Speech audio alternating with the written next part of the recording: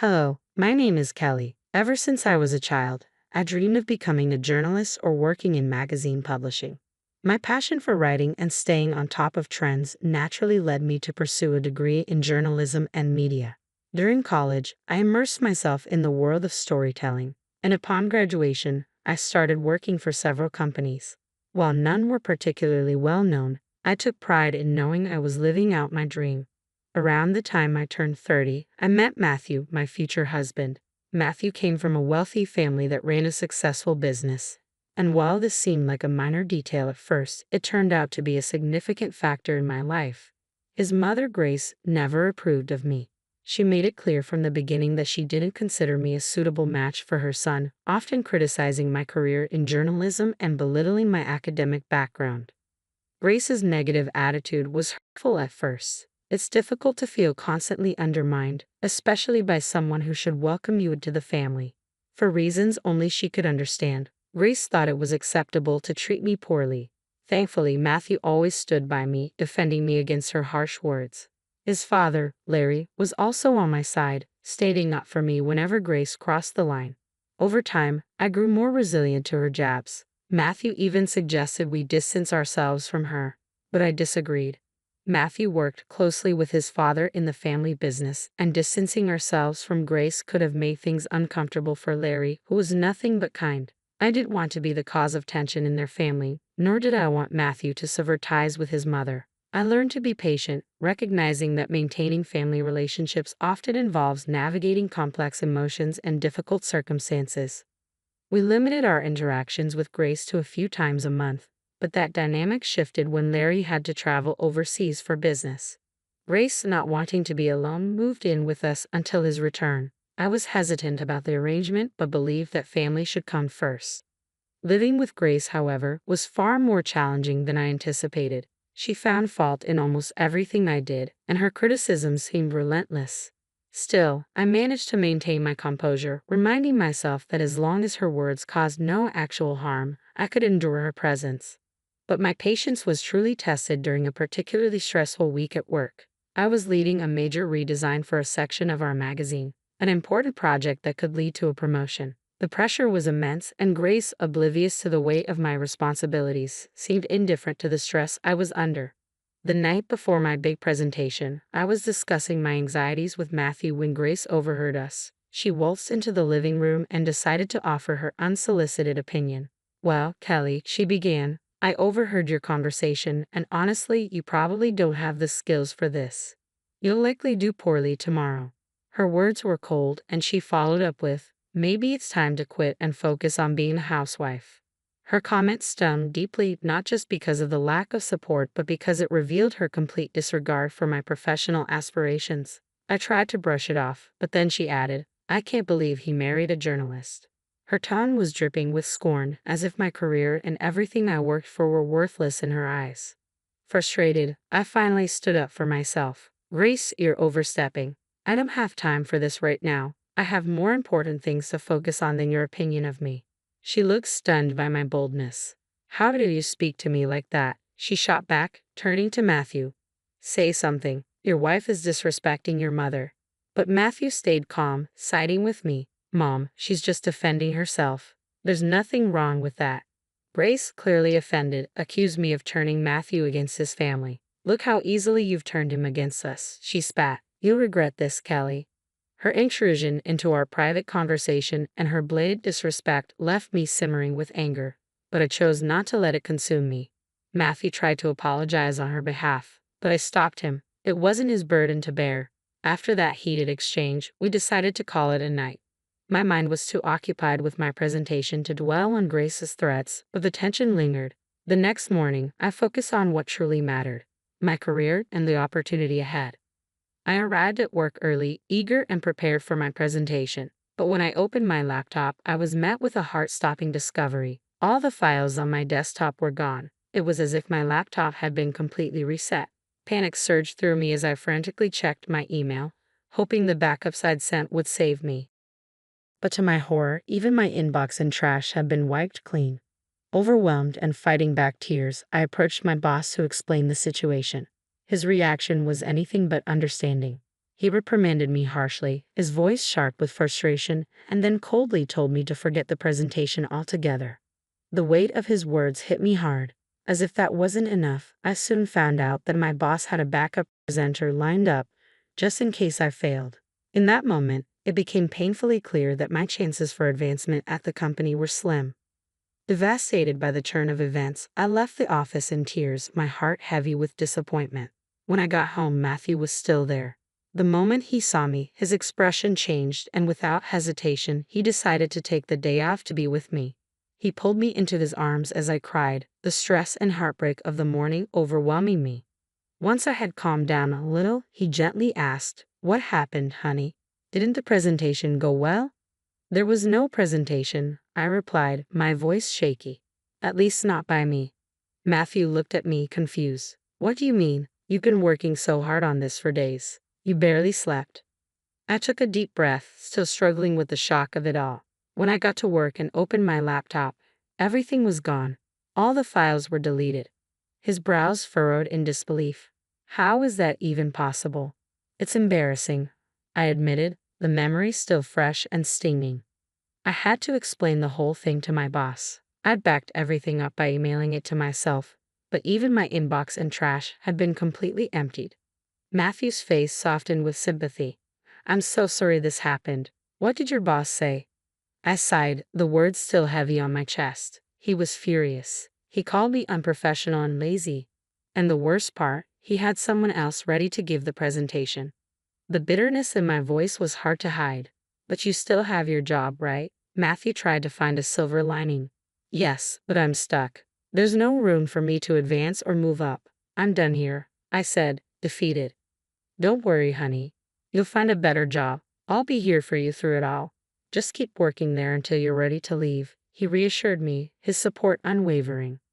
"Yeah, I'll give my notice soon. I can't believe I worked so hard for this, and just when I was so close, it all slipped away," I said, the realization sinking in. The whole incident had left me shaken. I'd always taken pride in my work, and to have a project unravel so disastrously felt traumatic. Though I stayed on for another week, my heart wasn't in it anymore. When I finally submitted my resignation, I was counting down the days until I could walk away. Throughout this ordeal, Grace's reaction was strangely gleeful. She caught me in tears one day and instead of offering comfort, made snide remarks, gloating over my misfortune. At first, her words fueled my anger, but then I realized that her satisfaction in my struggles was just a reflection of her own bitterness. As I reflected on Grace's behavior, an unsettling thought crossed my mind. What if her delight wasn't just about me leaving my job? What if she had actually been involved in the disaster? The suspicion gnawed at me, and I couldn't shake the feeling that Grace might have sabotaged my laptop. The idea that she could have played a role in the ruin of my career haunted me. Before bringing such a serious accusation to Matthew, I knew I needed concrete proof. Determined to uncover the truth, I devised a plan to monitor her discreetly. I purchased a hidden camera disguised as a smoke detector and installed it in my home office. I sensed the device with my phone, setting everything up to capture any suspicious activity. The next part of my plan was to bait Grace into revealing her possible involvement. I made it a point to appear visibly stressed and anxious whenever I was in the office, hoping it would draw her attention. Matthew was still at work, completely unaware of the unfolding drama. As expected, Grace took notice of my anxious pacing. "What's wrong? Are you stressed about another project?" she prodded, her tone dripping with false concern. Taking a deep breath, I decided to play into her curiosity. "Yeah, it's just been really tough lately," I confided, setting the trap. "I've been given another chance to present my work. It could lead to a raise," I shared, trying to mask my anxiety with a glimmer of hope. Grace's interest was immediately piqued, her tone dripping with both surprise and skepticism. "Oh, really?" "Yes," I continued, "but I'm nervous. This is my last chance to get it right, and I have to do well." I watched her reaction carefully, hoping to catch a hint of her true intentions. "Why aren't you telling Matthew? Are you embarrassed about your job?" she asked, her words sharp. "It's not that," I sighed. "I just don't want to disappoint him again. Please, let's keep this between us, okay?" I pleaded, trying to gauge her response. Grace shrugged, her reply chilling. "I'm not promising anything, but it'll be interesting to see what happens tomorrow." Frustrated, I couldn't hold back. "Why do you always want me to fail?" I confronted her. Grace scoffed. "I just think you'd be better off as a housewife. It's less embarrassing than what you're doing now." Her words stung, and I felt my patience thin. "I don't have time for this, and I don't care what you think. Please just leave me alone so I can practice before Matthew gets home."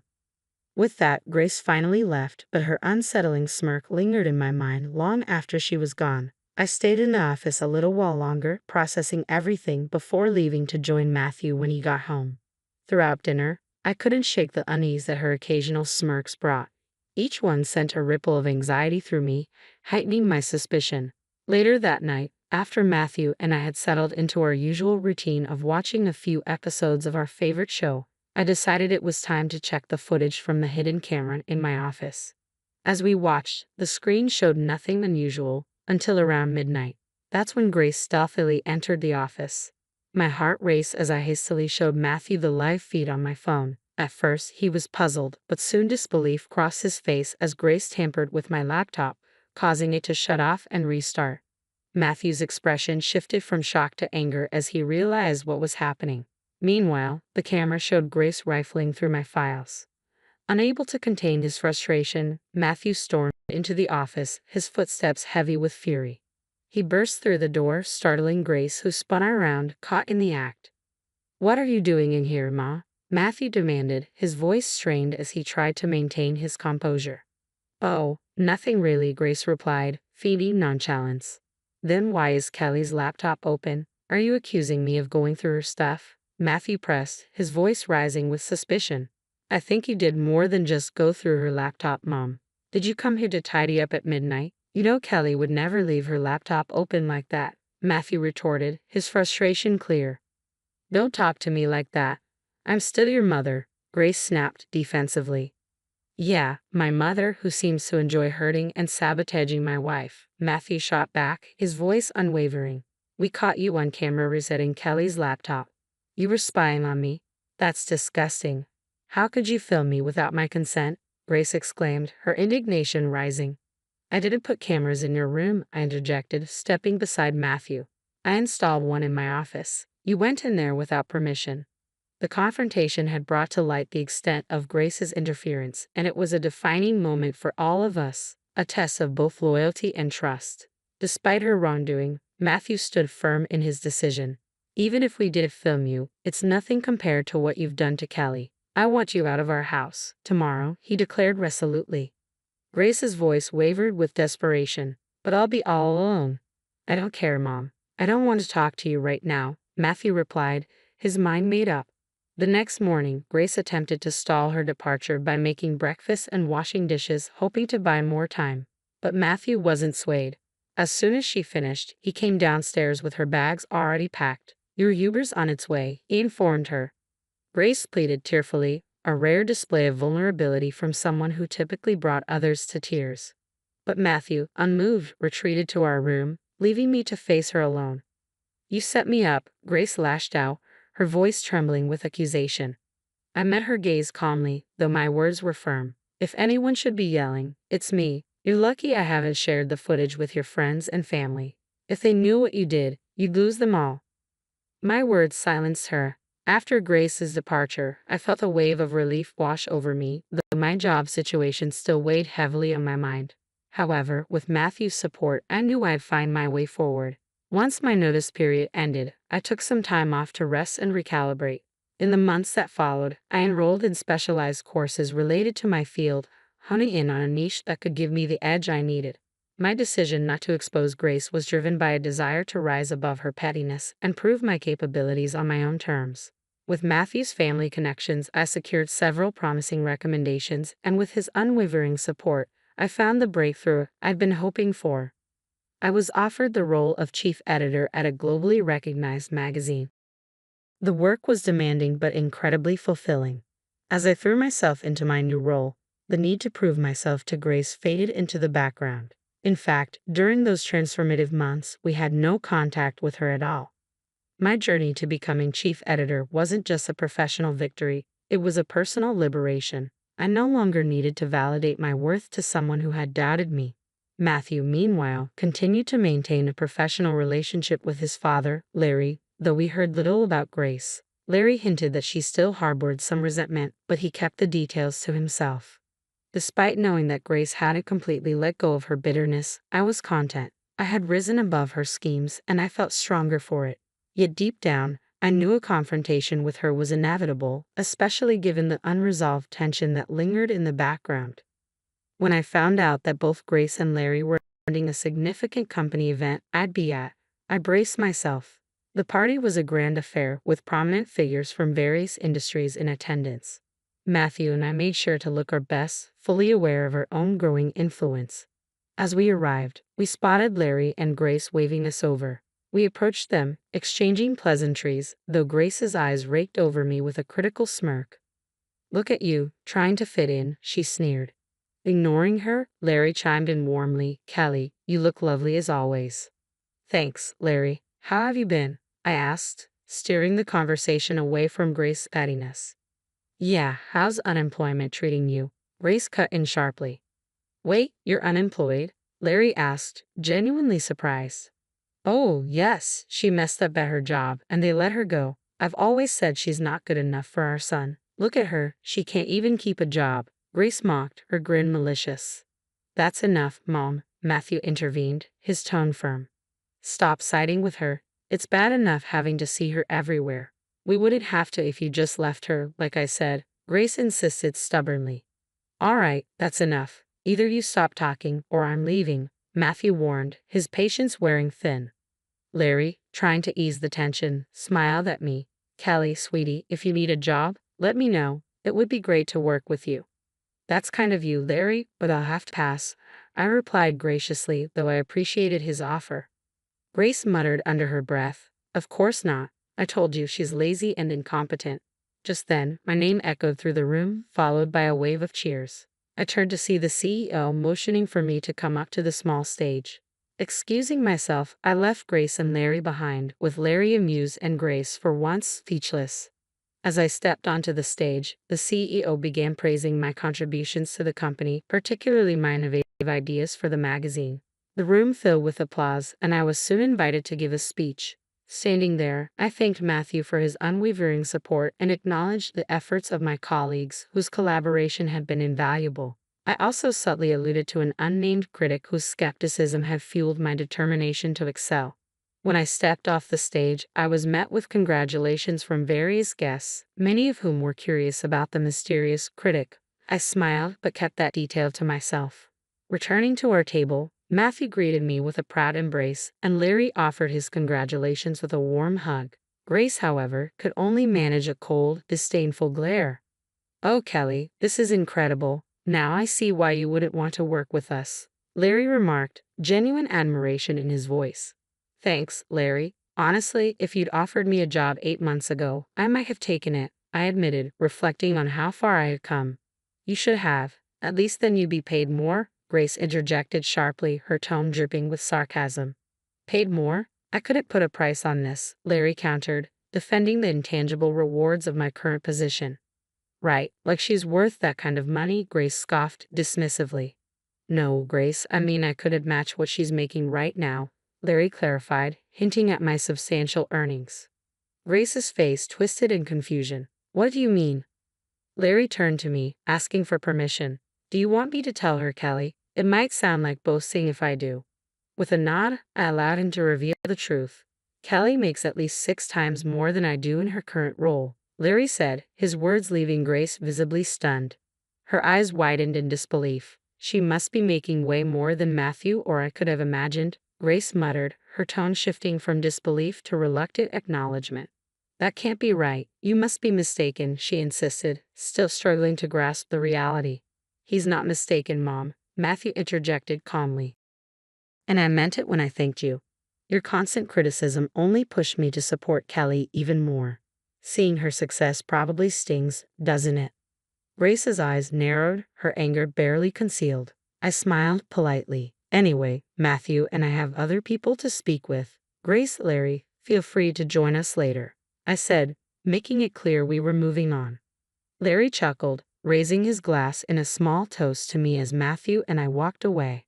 I felt more alive than ever, validated, triumphant, and grateful for Matthew's unwavering support through it all.